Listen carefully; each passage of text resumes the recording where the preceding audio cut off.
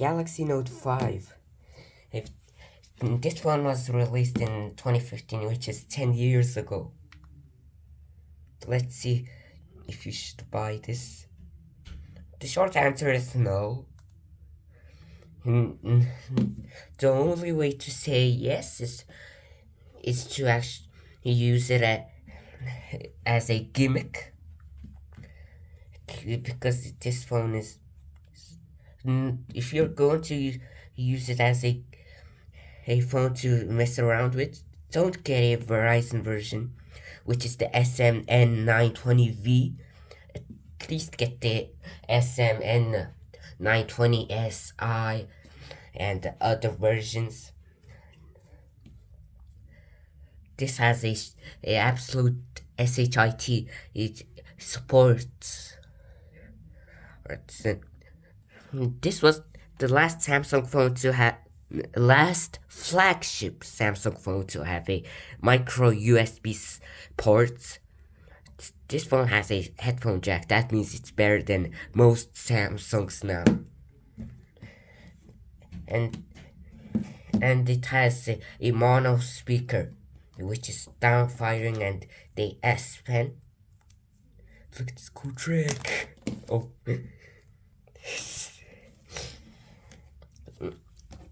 If you insert the S Pen the wrong way, like this, it'll get stuck because there's a little white lever inside it. Then the lever will catch this part and will do that.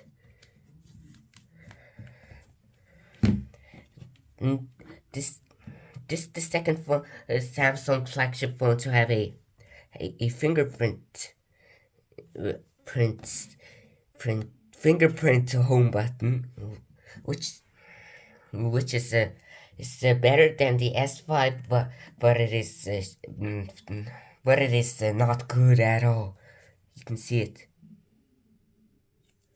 Why is it working now? At least you don't have to do this and magicry.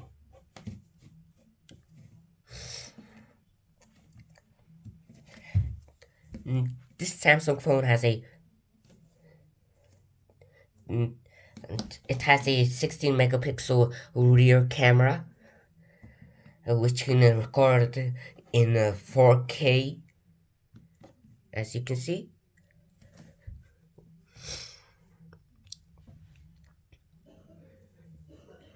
But it doesn't support stabilization in 4K mode.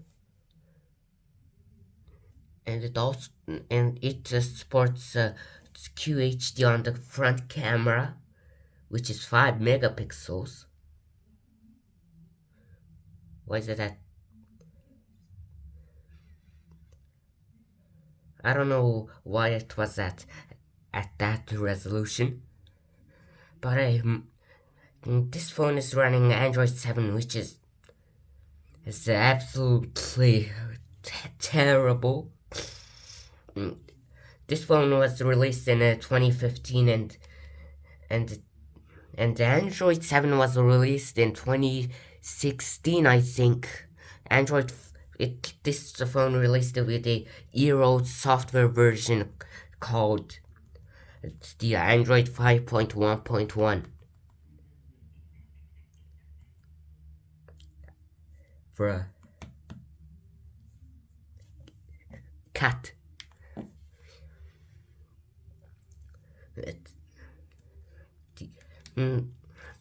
My model's S Pen is kind of, the tip of it is kind of destroyed. That means it doesn't work that great anymore. Let me see it. As you can see, it skips a lot.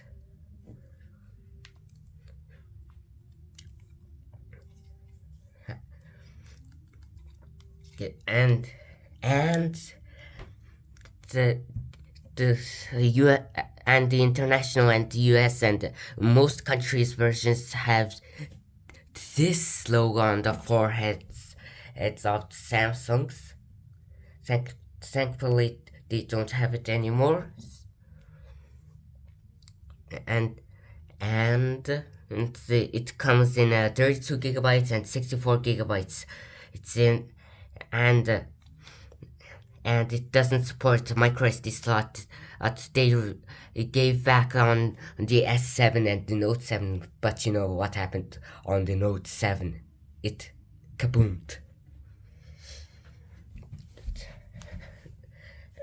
And this is the first Samsung phone to have a aluminum glass back design, which is very premium. It still feels good in the hands even nowadays, even with phones have a icon glossary. Bruh.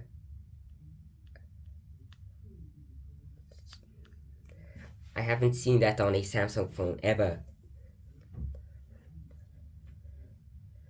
This phone, you can use the Samsung phone in 2024 because there's VoLTE and 4G capabilities on this phone, and which is good.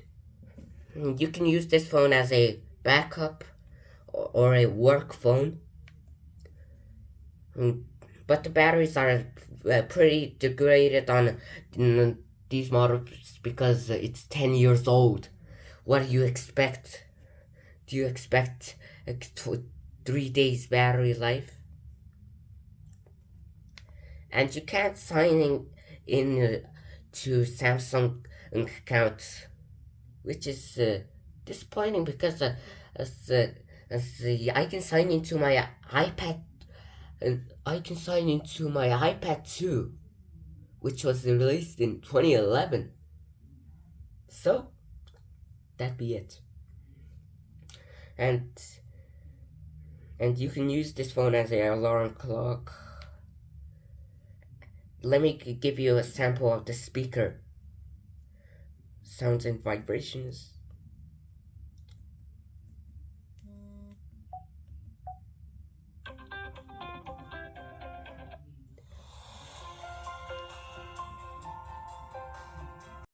It only has a single speaker setup.